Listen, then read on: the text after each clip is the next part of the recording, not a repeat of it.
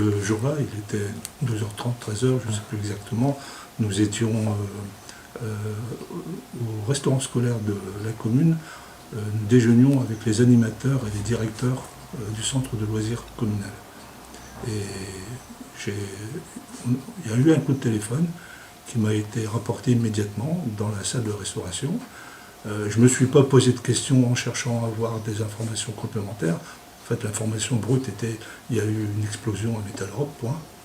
Et je suis immédiatement parti dans l'usine avec mon premier adjoint de l'époque, M. René Baquet.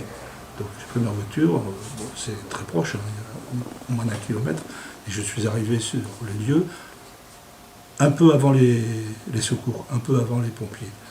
Et j'ai eu, je peux dire, hein, le choc de ma vie, puisque je suis tombé face aux victimes qui étaient encore vivantes à ce moment-là, sans aucun vêtement, tout avait brûlé, sans cheveux, rien. Et à garde, enfin c'est pas le mot à employer, mais évidemment dans des conditions terribles.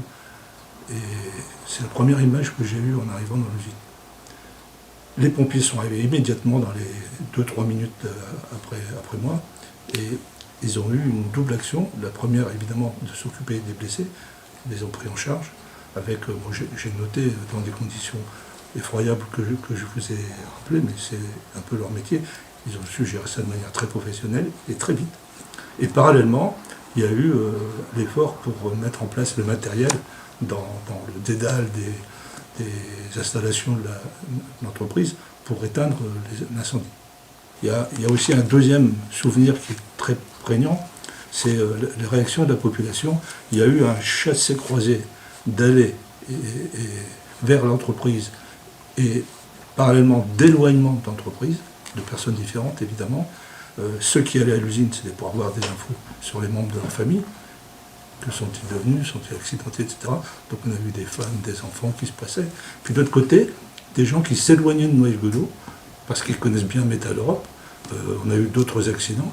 Il y a des récipients qui contiennent des produits toxiques, comme du chlore, hein, qui peuvent exploser au contact de l'air, etc. Donc il y a eu une crainte aussi par rapport à cet incendie, qui ne se développe de manière différente avec d'autres explosions. Donc il y a des gens qui partaient. Et les voitures se croisaient dans des voiries qui étaient très réduites, avec les pompiers qui arrivaient. C'était assez indescriptible.